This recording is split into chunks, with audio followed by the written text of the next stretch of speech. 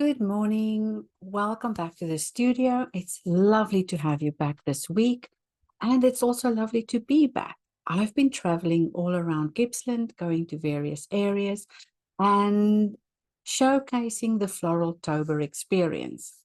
And the Floral Tober experience is all about that growth mindset, all about discovery, experimentation, about mental wellness, about mindful practices, and the beautiful things we get to create for personal growth and wellness, of course, and also to elevate your lifestyle through creative practices.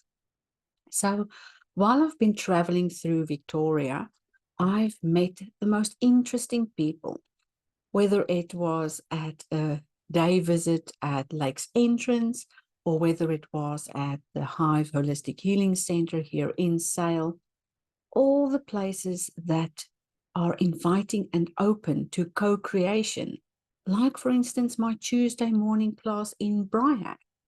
All of these communities really bring the essence and the power of what I'm bringing forth in the world to fruition, into the light, so that we can share this beautiful gift with others as well.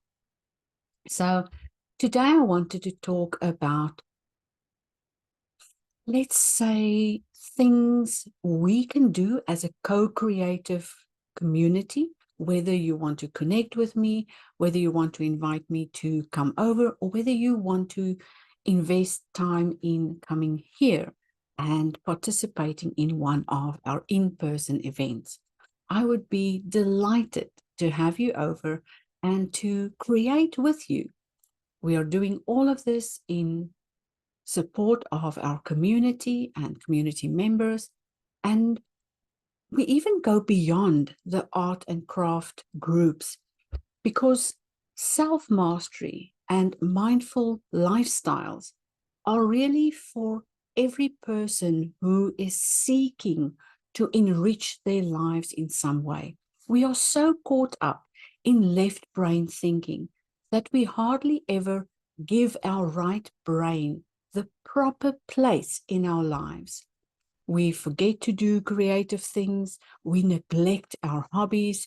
We destroy our health by constantly being in this survival mode almost, and never taking enough time off to relax. Now, I know people say, yes, but I relax all the time. I flop in front of the TV and binge watch my favorite series or play TV games all the time. Well, none of those things are enriching. Yes, they help you to blank out and go into zombie mode, but those are not things that can help build you up from the inside. It's not something that will enrich your life and elevate your life in some way. Whereas creative practices, whether you've got a sketchbook keeping hobby or a coloring session with us at some of our event places and in-person engagements, you are working on your personal confidence and that wellness that can sprout from doing something other than what your body and brain are already used to. The idea is to become the co-creator in your own life so that you can have growth, so that you can nurture yourself, so that you can find support on this journey, wherever it may lead, wherever you want to go, and for you to turn out stronger on the other end.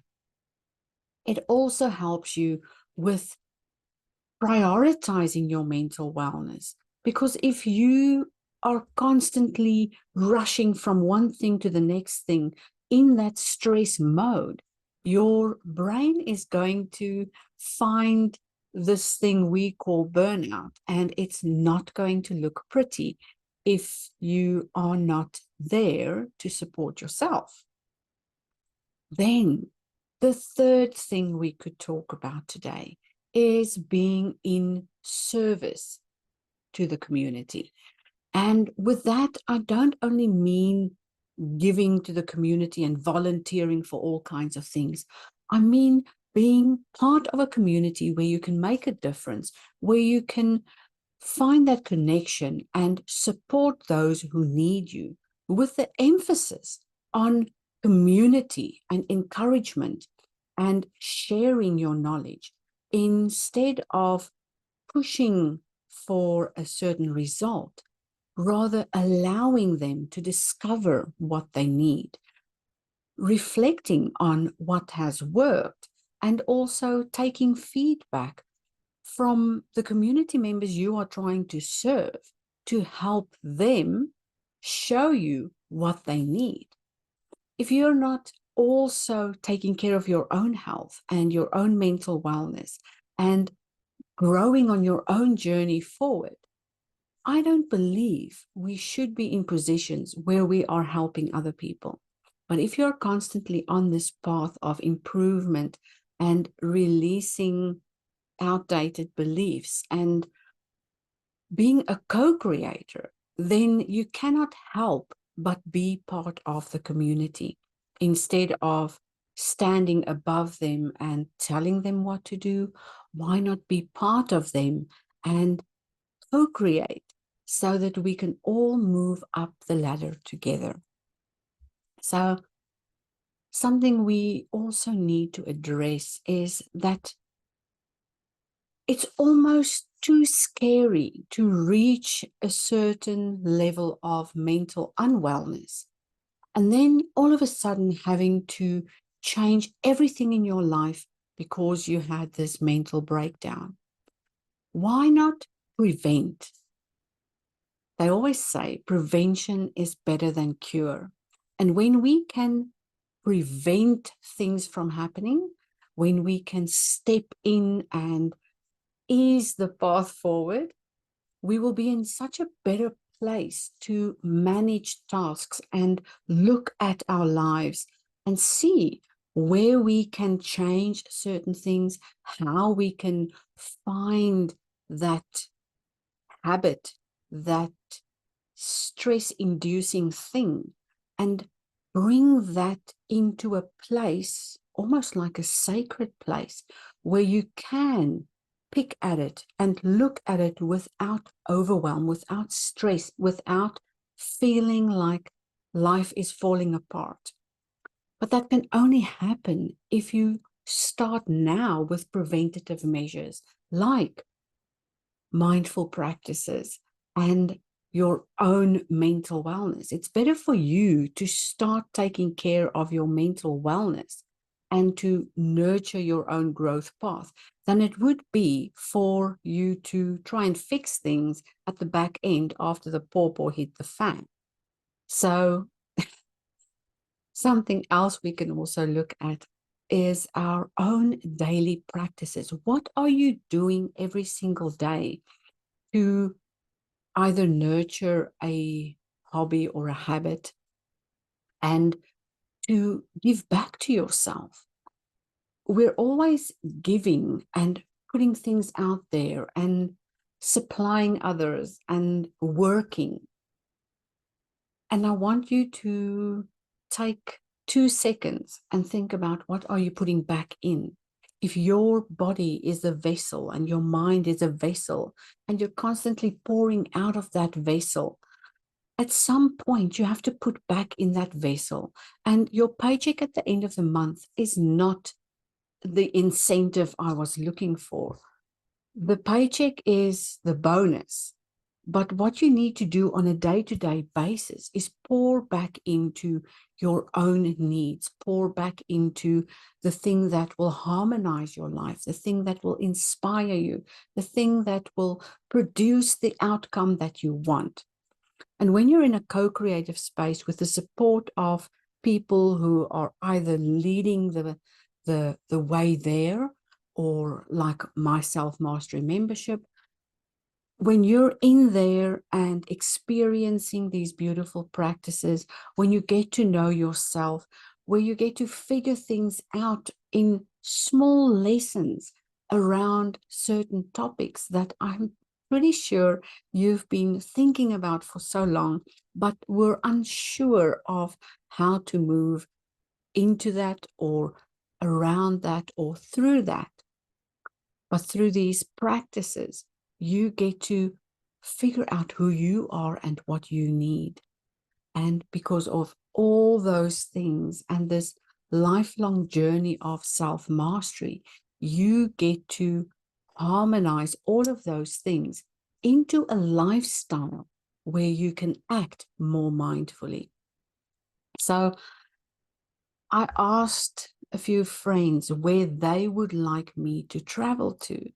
And I've had various responses. Some people wanted me in Drelgen. Some wanted me in Morwell. Others wanted me to stay here in Sale. If you're listening to this and you live in our vicinity, oh, and I have to mention this, some of my friends want me to go back to Perth.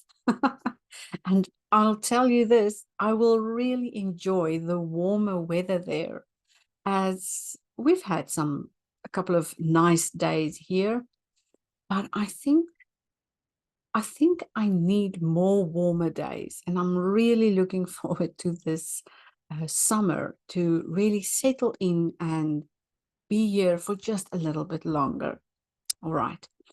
So, yes, whatever we decide to do as co-creators, or wherever we decide to take this journey, I want us to make sure that there's enough opportunity for us to get together, that we share this growth mindset, that we reinforce the message of wellness and mindfulness and co-creativeness, and for you to become who you need to be, to embrace your inner goodness, and to also help with those habits that tend to either drag you down or lift you up.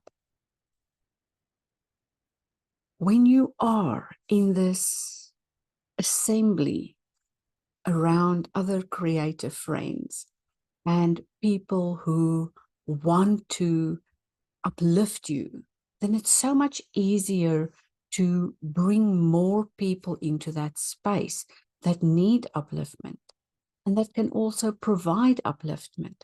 But if we are in groups where people are constantly bashing each other or using foul language or just not being a good leader, it sometimes shows me that the structure and the foundation for that thing isn't working as well as it should. And if there's structures and foundations in your life that isn't working very well, it's time for you to go back to the foundations, go back to the roots and the root causes of the problems you are facing right now, and figure out how to build yourself up from better foundations, better roots, better co-creative factors, instead of trying to conquer the world on your own. We were never meant to be alone. We were never meant to take these difficult journeys alone. We were meant to do this together. And there's so much we can learn from each other. I always feel that if I enter a space where I've been appointed to speak to a group, then I almost go into the room empty, so that I'm not the only one giving, but that I'm also open to receive feedback, no matter where it comes from, open to receive suggestions, open to receive correspondence, and so that this co-creative space can be a place that's safe enough for us to view our opinions, and where we're not judged or judging others for the lifestyles they've chosen. It's really easy to fall into that trap if you have a fixed mindset. But when your mindset is open and opened into the creative space, it's so much easier for the community to blossom and grow. All right.